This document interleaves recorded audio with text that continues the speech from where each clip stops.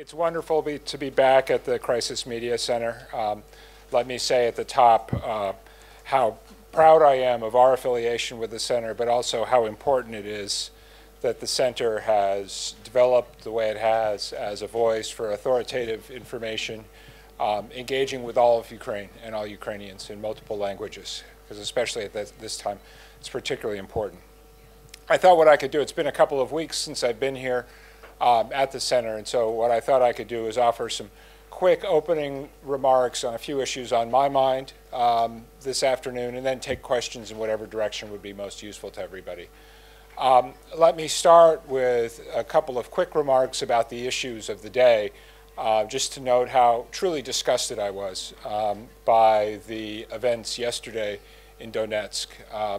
The really brutal attacks, the violent attacks on women and children and elderly people, the folks who had come out in Donetsk to demonstrate in favor of national unity, in favor of a democratic future for Ukraine. I think it's quite telling that so many people were prepared to put it on the line the way they did in yesterday's march, and I think it's quite sad that you had this brutal, violent attack by people who were clearly there with the goal of causing mayhem.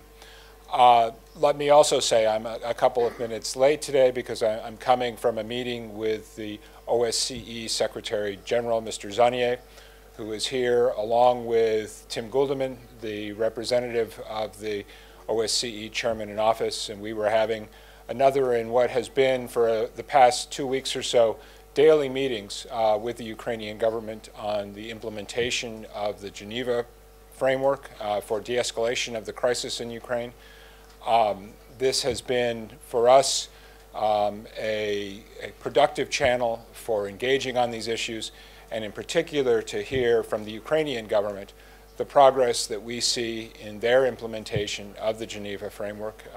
I was pleased and honored yesterday to join Russian, European colleagues, as well as Foreign Minister Deshitsa, and the mayor, the acting mayor of Kyiv, as we walked through the Kyivska Rada to see the progress that has been made in the renovation of that building, with a big sign in front of it, closed for renovations.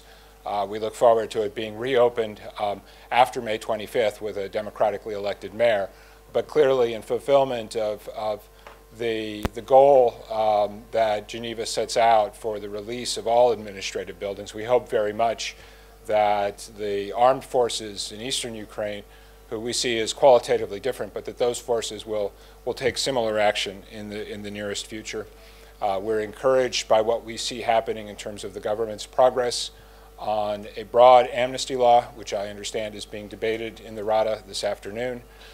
We also welcome the further progress that the government is making in its development of a framework for constitutional reform, devolution of local authority, greater local responsibility on issues of governance and budgets in particular. All of these steps represent, to our mind, the substantial progress that Kyiv has made in fulfillment of the Geneva objectives. We regret the fact that Russia has not yet been able to exercise pressure to encourage similar action in the East, where obviously the situation continues to deteriorate, including today's reported armed seizure of the administrative building in Luhansk. Maybe two last quick points, and then we can open it up to questions. First of all, as I noted in my opening remarks, I think for the United States right now, and indeed I think for the people of Ukraine, nothing is more important at this moment than national unity. This is a time when the country needs to pull together in the face of an outside threat, in the face of the challenges that have been created. We appreciate the signals that have come from political leaders across the spectrum in support of that objective. I would share one anecdote out of Vice President Biden's visit last week. For me, one of the most encouraging aspects of the visit was his meeting with Rada leaders, where he met with a broad range of political leaders across the spectrum, several presidential candidates, several mayoral candidates. But the one message that every single one of the political leaders enunciated one way or another was the commitment to national unity, the commitment to the idea of Ukrainian territorial integrity, Ukrainian unity, and a Ukraine which moves forward within its current constitutional boundaries.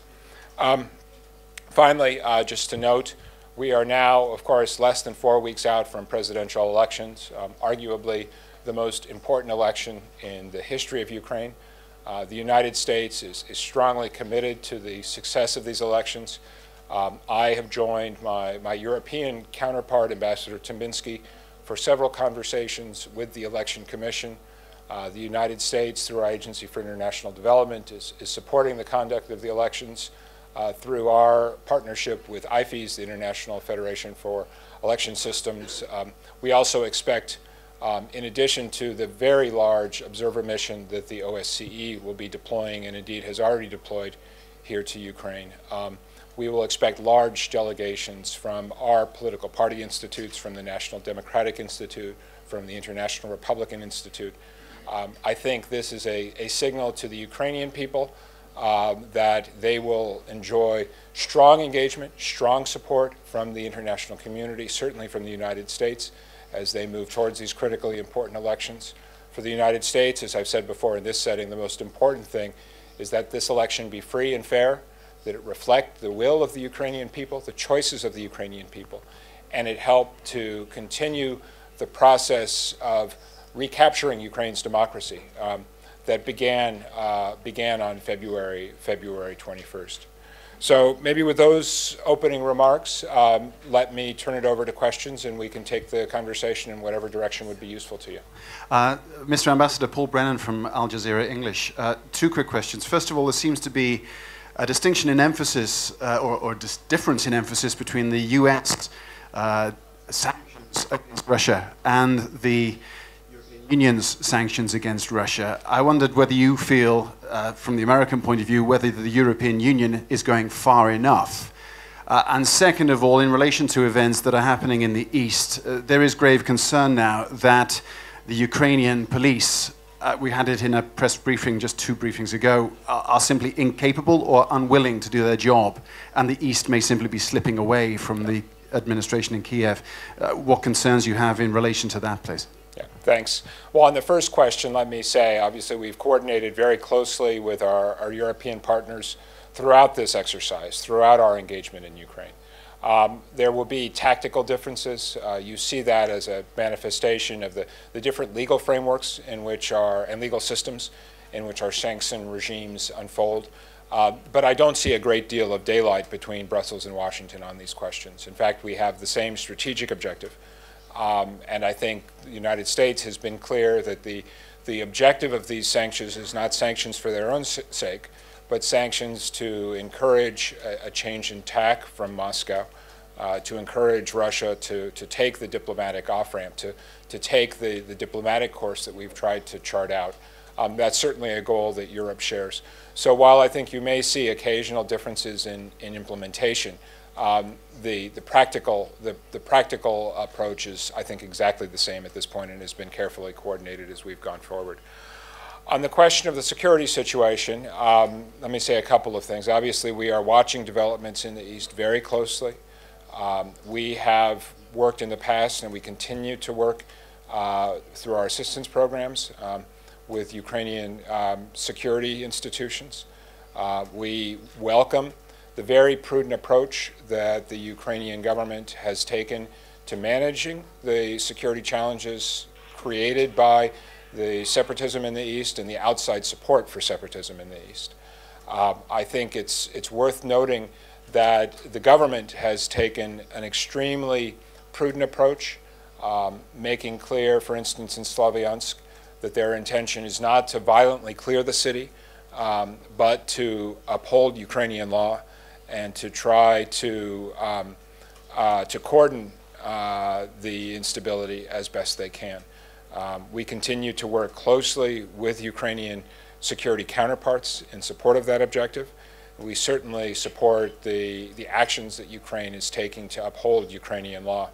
I think as concerned as we are about these activities, I think it's worth remembering we're talking about relatively small groups of people, often led by an armed echelon. And I haven't seen the detailed reports yet from Luhansk this afternoon, but if it's followed the usual template, there are guys with guns and balaclavas who are sort of the leading edge, who are then followed by some of these local groups who then set up shop.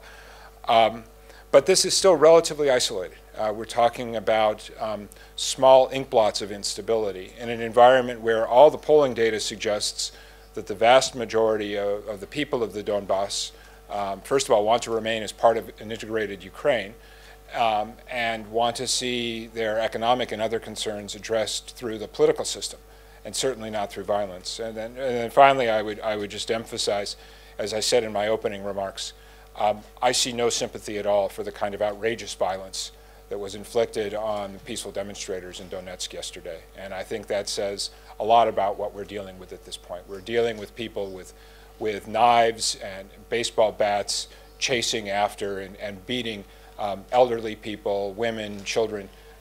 There's no place for that. There's no place for that in Ukrainian democracy. Thank you.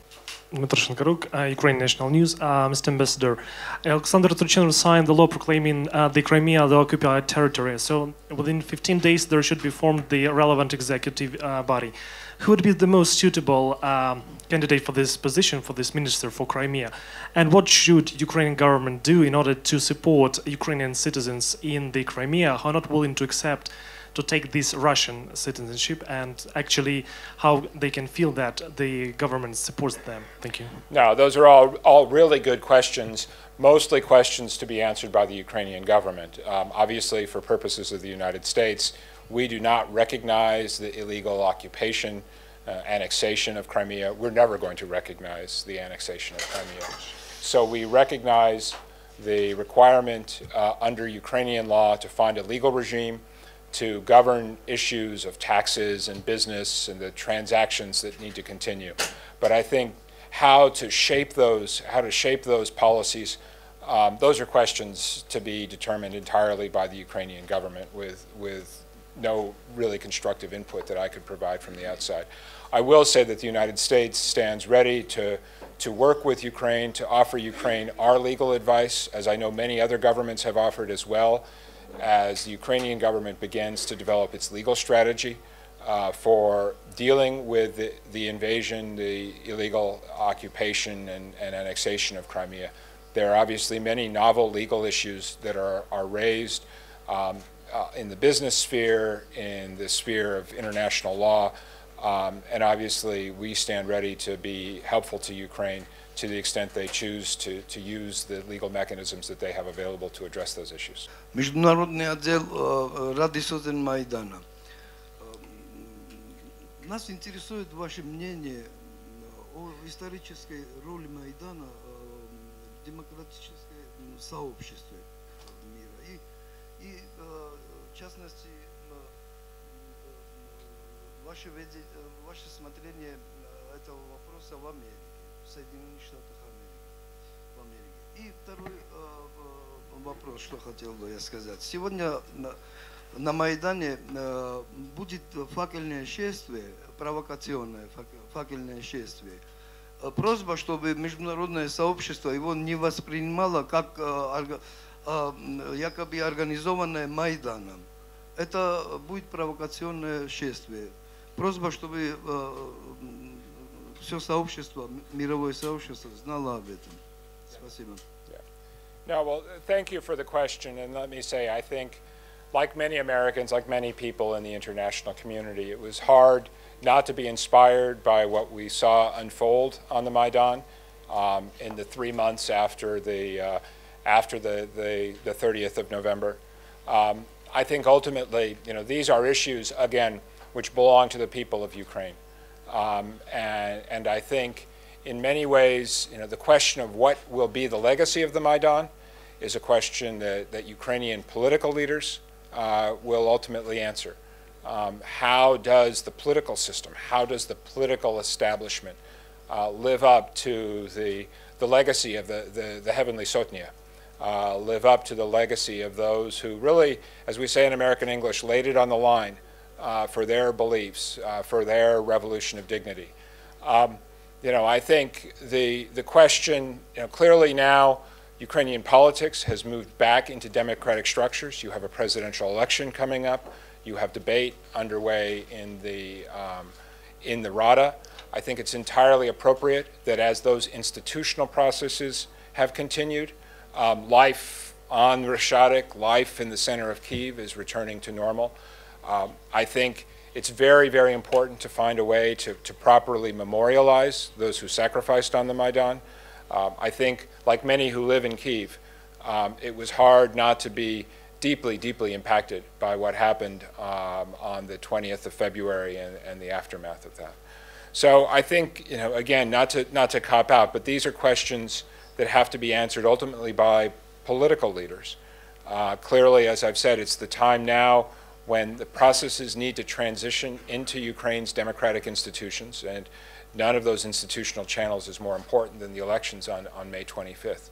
But I think certainly all of us recognize that the Maidan changed something fundamental about Ukraine, and in many ways this is a different country from the one that I arrived in at the beginning of August. And what it will be shaped as for the future, that's for you and for the people of Ukraine to decide. Here. Mr. Ambassador, Rowie Ruttenberg from CCTV News. President Obama was in Asia when these sanctions were announced, and last night China said that imposing sanctions is not helpful in terms of solving the problem. They said it goes against the interests of all parties, and effectively accused Washington, said Washington, quote, will only exacerbate the tension. Also in March, they warned of the consequences of spiraling sanctions. How do you respond to China's comments last night? Well, again, I think I will leave it to Washington to respond to Beijing on these questions. I think we have made clear that for the United States, sanctions are not an end in themselves. They are a tool intended to strengthen our diplomatic toolkit, a tool intended to advance our goal of finding a diplomatic de-escalation to this crisis. We've also been very clear in our view that this is a crisis which has its roots in decisions by Russia. The Russian decision to invade Crimea, the Russian decision to foment instability in the East. And so it's Russia that's going to have to make the decisions to de-escalate. We think, as Secretary Kerry said just this morning in a Wall Street Journal interview, the Ukrainian government has played an exceptionally constructive role in its effort to try to avoid deepening of this crisis. So I think I would certainly take issue with any suggestion that it's the United States which is accelerating this crisis. In our view, it's actually the actions of Russia that have had the effect of exacerbating the crisis, and it's Russia which is going to have to make a decision to de-escalate. Mr. Ambassador, greetings, Michael Hammerschlag, Yahoo. It looks like the Ukrainian government has a choice of either moving in and moving these people out by force and having a lot of bloodshed and risking the consequences of the Russian threats of invasion, or of doing nothing and seeing, as the guy said, the whole region slip away. It's not just, it might be just a few areas, but it's a wide area, wide region, and they've taken almost all the government buildings. What kind of reaction would America have to troops moving across the border, and what is America's counsel to this government, in what to do here? Because it doesn't seem like they can just let things go on as they are. No, well, a couple of questions there. First of all, Russian troops crossing Ukraine's borders would be a major escalation and would draw an inevitable sharp reaction from the United States, and I think that's understood by everybody.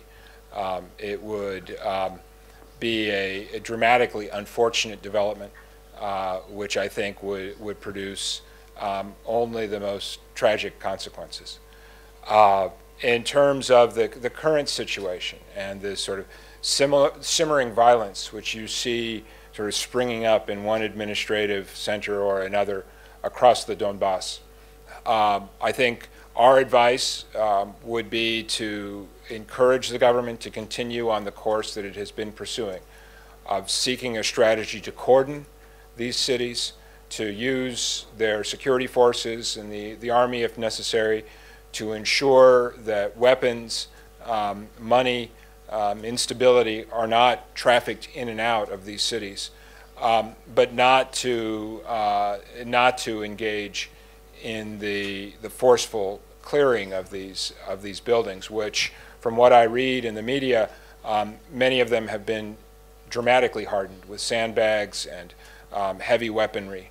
So I think we see great virtue in the prudent approach that Prime Minister Yatsenyuk's government has pursued, and we hope very much that that approach will yield dividends. But again, our key leverage on this is Geneva. It is the obligation that all of the Geneva signatories, to include Russia, have to encourage the release of illegally occupied government buildings.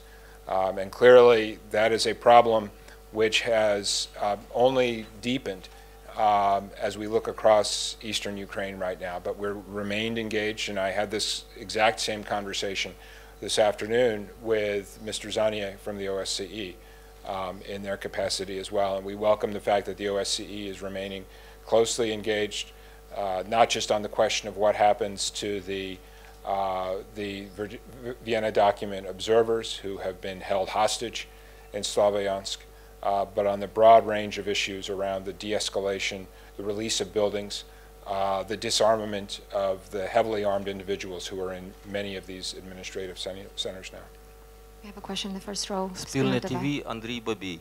Mr. Ambassador, please give your vision about what can to do Ukrainian government and what must to do any country government against renegade, massive renegade activity we can see in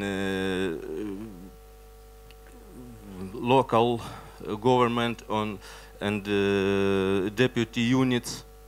What must to do government in short time perspective and long time perspective? Thank you. Thank you for the question. And again, I want to underline, these are decisions that the government of Ukraine needs to make. The international community, the United States, cannot make these decisions. We appreciate very much the approach that the Ukrainian government has pursued. And in particular, I think we would endorse the strategy that Prime Minister Yatsenyuk has followed of attacking this as both a security problem but also a political problem. We see the outreach to eastern oblasts that the Prime Minister and his team have engaged in as being very important. We welcome the steps that the Prime Minister has taken with this process of constitutional reform intended to address the grievances that people in eastern Ukraine have expressed, intended to identify a formula to deepen democracy, to enhance prospects for economic development.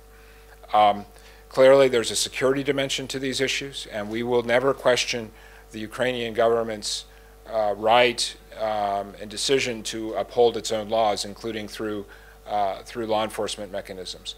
But we also acknowledge and happen to agree with the judgment that the Prime Minister has made, that ultimately, if Ukraine is to insulate itself against the kind of instability that is being fomented from outside, that is coming across with these political tourists, you know, a phrase that nobody heard until 2 months ago, that if Ukraine is to insulate itself against these kind of effects, it will need to continue the process of democratization, deepening democracy, deepening local authority, deepening economic authority at the oblast level in order to give people a sense of ownership, but a sense of ownership as part of a unified Ukraine. And that's the most important principle of all. Here, please. German radio, Mr. Ambassador, I would like to ask 2 questions. Do we have any news about the hostages of OSCE in Slavyansk? And second question, how would you comment the announced withdrawal of Russian troops from the border doing by the Russian Minister of Defense Shoigu this night? Yeah. On the question of the German and other military hostages, we, of course, condemn this unequivocally. We believe that they should be released without conditions, and I want to underline, without conditions. But I don't have any additional information regarding their current circumstances. On the question of Mr. Shoigu and his conversations, Frankly, I don't have confirmation at this point.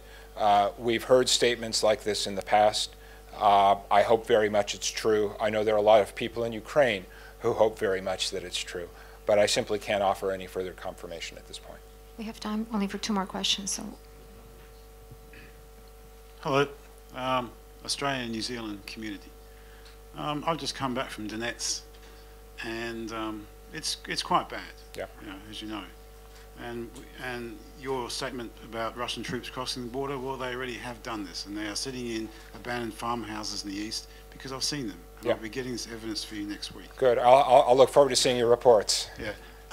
But the thing is, there's a lot of soldiers I met from Crimea who are now in Ukraine.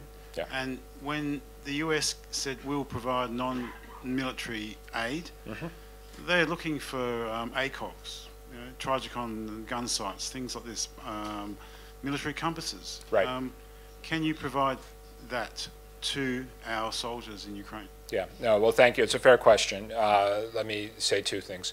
We have ramped up, including around Vice President Biden's trip, our non-lethal military assistance to Ukraine. Our emphasis has been on non-lethal assistance. A significant part of the calculation behind that is that over the short term, there is no immediate solution to the military imbalance between Ukraine and Russia. It takes time to train people, to equip them, to procure material. So it truly is the case that this is a crisis which has to be solved through diplomacy, not through military means.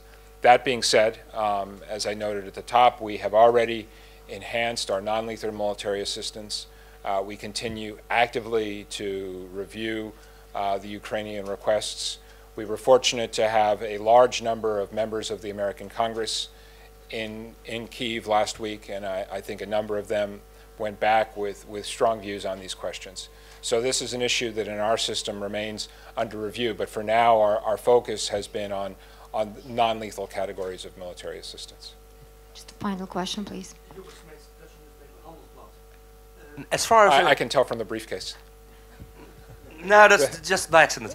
As far as I understood, on this new sanction list of the United States stands CEO Sechin of Rosneft, but not CEO of Gazprom Miller. What's, according to the U.S. administration, the difference between Sechin and Miller?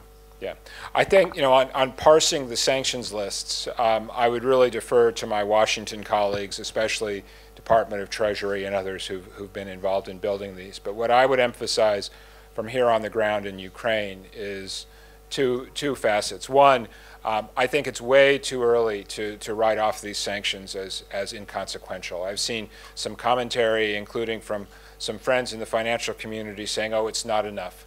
But I think if you look at the kind of losses Russian markets have faced over the past weeks, and the reaction of some market insiders to these targeted sanctions, I think it's quite a bit too early to say that these actions are not going to have a significant impact on the calculus of the Russian government. We certainly hope that will be the case. We've also made clear, as Secretary Kerry did just this morning, that this is not the end of the process, that these sanctions are intended to accomplish change in Russian activities, that if we see further escalation, if we see further destabilization, there will be an answer to that. We want that to be an answer developed jointly with our European partners, and as I said earlier, one of the founding principles, one of the guiding principles of our policy in Ukraine is the closest possible partnership with Brussels and with our key European allies, and I think that will remain very much the case.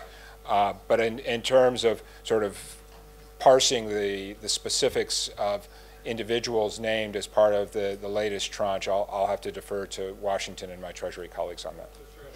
Thank you very much, Okay, Your Excellency Pyatt. Thank you very much. It's great to have you at Ukraine Crisis Media Center. Thank you very much. Thank you very much. Great to see everybody, and enjoy the beautiful afternoon, and hopefully it'll last through May Day. Thank you very much.